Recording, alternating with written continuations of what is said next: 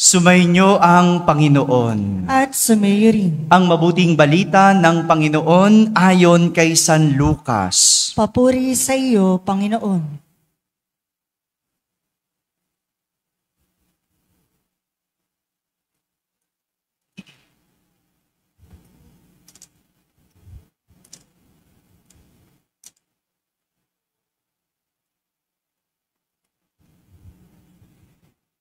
Ika-15 taon noon ng paghahari ni Emperador Tiberio.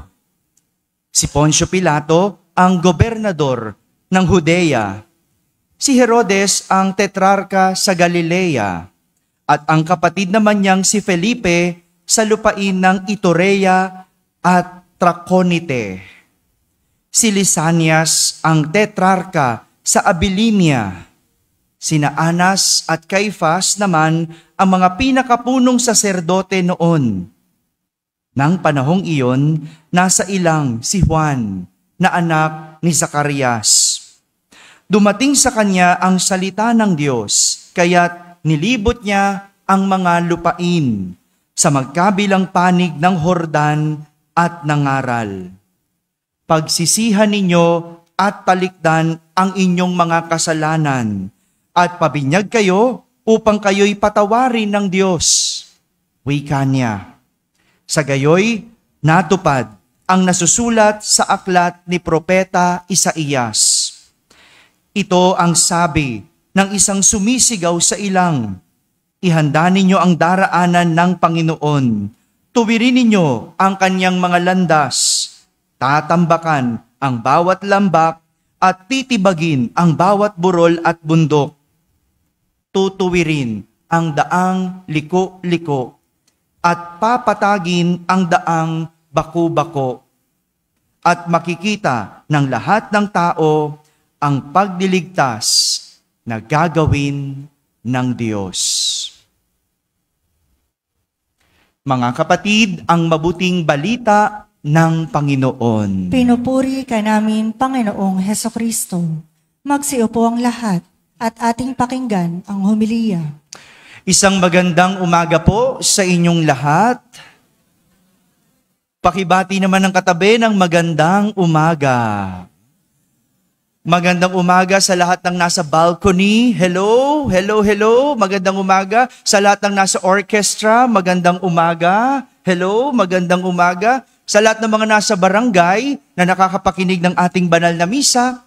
Sa lahat ng mga nasa tahanan na nagsisimba via online. Sa lahat ng mga nasa abroad, isang magandang araw po sa inyong lahat. Nais kong simulan ang ating pagninilay sa isang kwento. Pero sabi ni Pope Francis, narinig nyo na ba yung sabi ni Pope Francis? Hindi pa? Mabuti na lang, di nyo pa narinig. Pero sasabihin ko sa inyo, sabi ni Pope Francis, dapat daw ang homily ng pare ay 8, sobra ba yung 5 minutes? 8 to 10 minutes lang daw. Kasi pagkatapos nun, wala nang pumapasok sa ulo ng tao. Nawawala na raw. 8 to 10 minutes. Pope, yung kwento ko po, 10 minutes na po. Yung mga nasa online, i-off nyo muna. Tapos, i-forward nyo, alisin nyo yung kwento, yun naman talaga yung homily. Pampalabok lang, para lang mas maintindihan ang ating aral para sa linggong ito. Bibilisan ko lang po. Pero pag may nakita akong pumikit, magtatanong ako. Ganun po ako, para gising. Ang aking kwento ay tungkol sa isang hari at isang tapat na pinuno. Sa isang malawak na lupain, mayroong pinakamatalinong pinuno na naghahari. Ang pangalan niya ay si Haring Solomon. Anong pangalan ng hari? Yan, practice pa lang, wala pang pumipikit. Gising pang lahat, practice pa lang. Isang araw, bilang paghahanda sa nalalapit na kapistahan, tinawag ni Haring Solomon ang kanyang tapat na alipin. At sinubok niya ang aliping iyon. Sabi niya sa kanyang tapat na alipin, ihanap mo ako ng isang mahiwagang singsing. Gusto ko sa piyesta, suot ko ang mahiwagang singsing. At ang singsing na yon dapat kapag nakita ng mga tao, ang masasaya magiging malungkot at ang mga malulungkot magiging masaya. Grabe naman grabe naman yung hari, no? Grabe talaga mga boss, pahirap, no? Ano nga yung pinapahanap ng hari? May pumikit dito, ha? Mahiwagang singsing, no? Anong mangyayari kapag nakita ang singsing? Ang masaya magiging, ang malungkot magiging, yan, no? Kaya bilang tapat na alipin, dali-dali pumunta sa bayan at naghanap ng mahiwagang singsing. Lahat ng tindahan sinuyod, ngunit wala siyang nakitang mahiwagang singsing. Lahat ng alahera, tinawag niya, ngunit walang nakapagbigay ng mahiwagang singsing. Kaya nga, sa lungkot nitong tapat na alipin at desperado siyang mapasaya ang kanyang hari, pumunta siya sa isang silversmith. Alam niyo po ang isang silversmith? Ano ang silversmith? Ano po? Yes, gumagawa ng alahas. So, buti pa kayo, mayroon diyata mga mahilig sa alahas dito. Alam ko lang, silver swan. Alam niyo yun, di ba? Yung silversmith, no, nagpagawa siya ng isang mahiwagang singsing dahil gusto niyang mapasaya ang kanyang hari. No? Naghanap na, napagod na sa kakahanap, itong tapat na alipin, wala siyang nakita. Kaya nalungkot siya. Gusto niyang pasayahin ang kanyang hari. Sabi ng silversmith, madali lang yan. Mabibigyan ko ng mahiwagang singsing ang hari na sino mang tumingin sa singsing na yon, ang masaya magiging, ang malungkot magiging. Nang matapos, ang singsing inabot sa tapat na alipin. Anong nararamdaman ng tapat na alipin noon? Hindi muna. Ano nga yung nafe-feel niya? Noong una, malungkot, di ba? Nasad siya kasi wala nga siyang makitang singsing. So sad siya, malungkot. Pero nung nahawakan niya yung singsing, anong naramdaman niya? Sumaya. Kasi meron siyang nabasa sa singsing. Inukitan ng silversmith ang singsing na mga salitang makapagpapasaya, makapagpapabago ng pakiramdam. Sa saya nitong tapat na alipin, agad siyang pumunta sa kanyang hari. Tuwang-tuwa yung hari nang malaman niyang nakahanap ng mahiwagang singsing ang kanyang tapat na alipin. Sabi niya, wala naman talagang mahiwagang singsing. Sinusubok lang niya. Pero natuwa siya dahil nakakita ng mahiwagang singsing ang tapat na alipin. Nang dumating ang tapat na alipin sa kaharian, inabot sa hari ang singsing.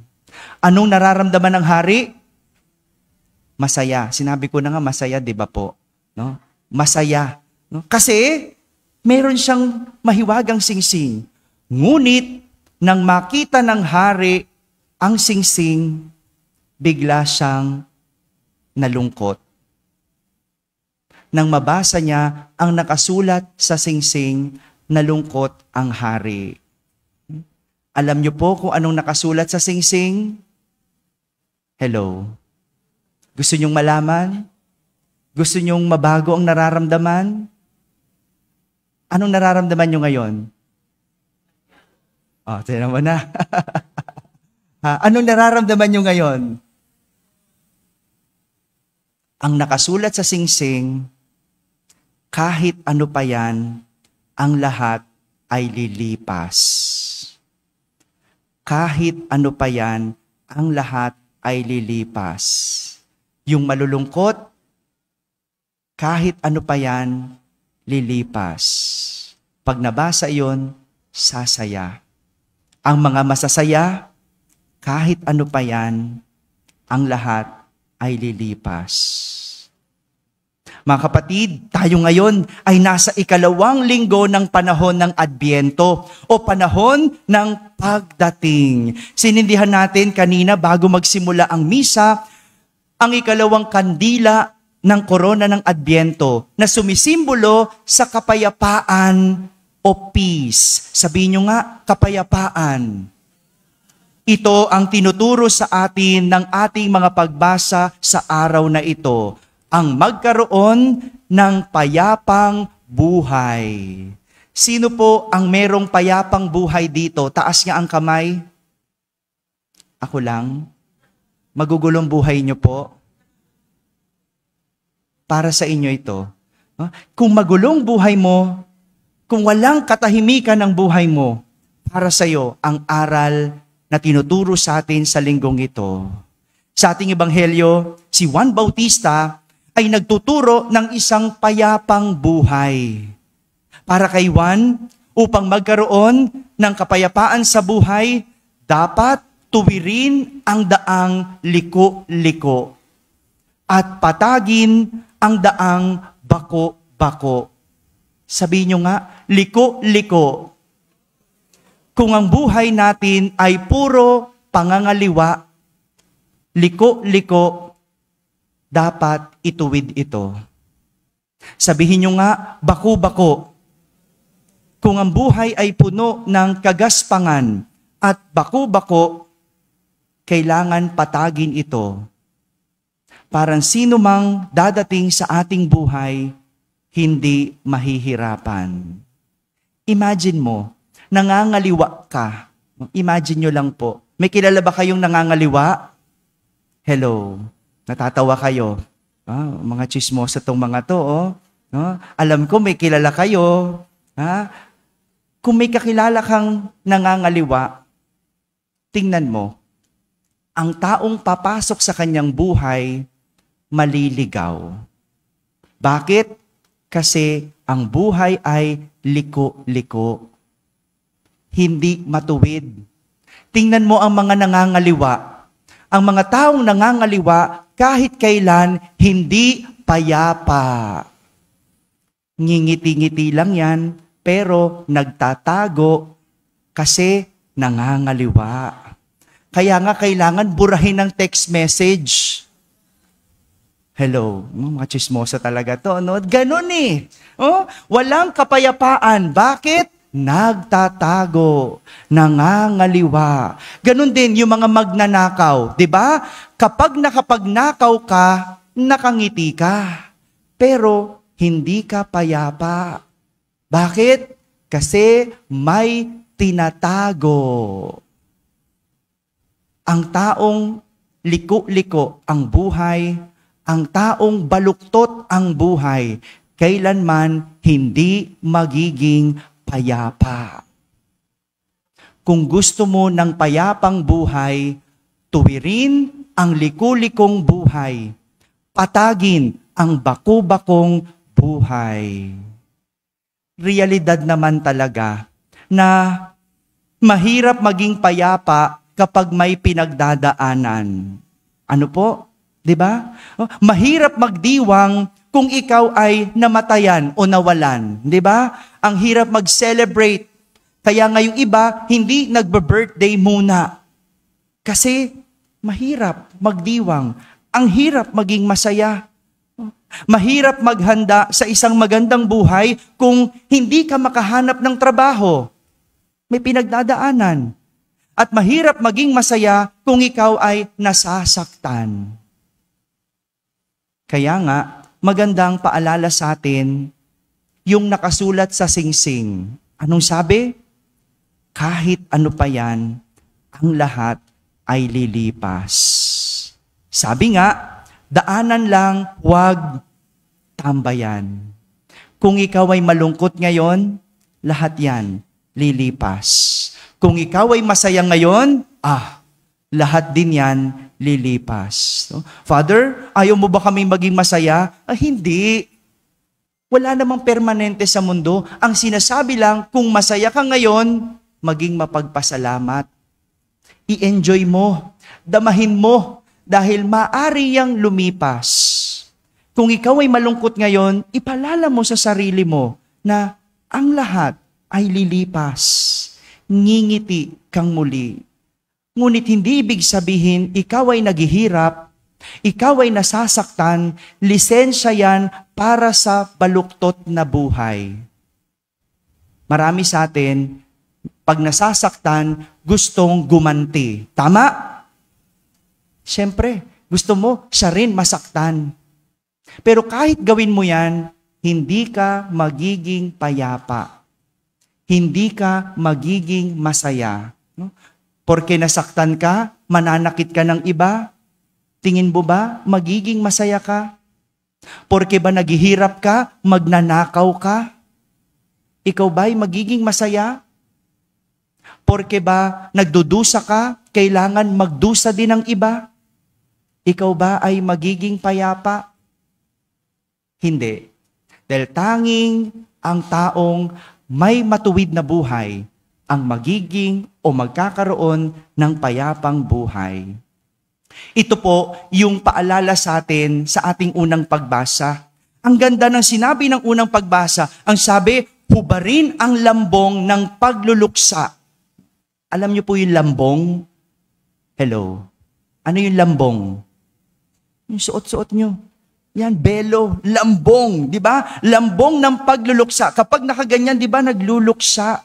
Oh. Anong sabi? Isuot ang walang hanggang kaningningan ng Diyos. Ang Pinoy, ang hilig-hilig nating mag-emote. Tama ba? No? Yung nasasaktan ka na, makikinig ka pa kay Moira. Ba't ganon? No? Nasasaktan ka na, no? Heartbroken ka na, nakikinig ka pa sa mga sad songs. Ba't ganon? Ang hilig mo mag-emote, ang sabi, hubarin ang lambong. Nasasaktan ka na nga eh. Deserve mong maging masaya. Don't dwell on sadness. Don't dwell on your hurt. Remove. Free yourself from hurt. Oo, masakit, pero wag mo nang damahin. Wag mo nang dibdibin. Dahil ang lahat ay lilipas. Ang sabi ng unang pagbasa, ibalabal ang kanyang katwiran at iputong sa ulo ang korona ng kadakilaan ng Diyos na walang hanggan. Ganito magkaroon ng kapayapaan. Ang dalhin ang Diyos sa ating buhay. Kung ikaw ay nasasaktan, nahihirapan, nagdudusa, o may sakit, huwag magmukmok. Lilipas ang lahat. Isuot ang kapayapaan at kadakilaan ng Diyos. Mga kapatid, sa bawat isa na may pinagdadaanan, ito lang ang paalala sa atin. Ano't ano paman, kailangan natin ng kapayapaan. Ang buhay na baluktot, kailanman hindi magiging payapa. Siguraduhin, tuwid ang buhay at magkakaroon ka ng payapang buhay. Ipaalala sa sarili, kahit ano pa yan, ang lahat ay lilipas. Amen? Amen. Amen. Nais ko pong magpasalamat sa lahat ng mga nag-alay ng mga maliliit na bituin. Ito po yung ating ilalagay na palamuti sa ating simbahan at ang mga malilikom na pera ay para sa mga scholars natin. No? Meron tayong 14 scholars. Scholars, mag-aral mabuti. No? Lahat yan para sa inyo, sa mga feeding natin, sa mga gastusin sa ating parokya. Kaya salamat po sa mga nag-alay ng mga bituin. Personal ko po kayong nais imbitahan sa isang Advent Recollection sa darating na Biyernes sa ganap na 6:00 ng gabi. May misa po na pangungunahan po ni Father Dave Concepcion. Once a year lang po ang Advent Recollection. Sana po umattend po tayong lahat. At ganun din po, available pa rin po ang ating parish calendar na nagkakahalaga ng 70 pesos. Mag-message lang po o pumunta lang po sa ating parish office para sa lahat ng gustong umorder. Yung mga online orders po, every Saturday po ang delivery. No? Mag-message lang po at kami po ay tutugon sa inyong mga inquiries. Maraming salamat po sa inyong lahat. Muli, sa lahat na may pinagdadaanan, ang paalala, lilipas din ang lahat ng iyan. Ito ang tinuturo sa atin ng ating mga pagbasa sa araw na ito. Sumainyo ang Panginoon. At sumayo rin. Yumuko para sa pagbabasbas. Ama naming mapagpala, patnubayan mo ang mga pagsisikap ng iyong sambayanan na sundin ang loob mo.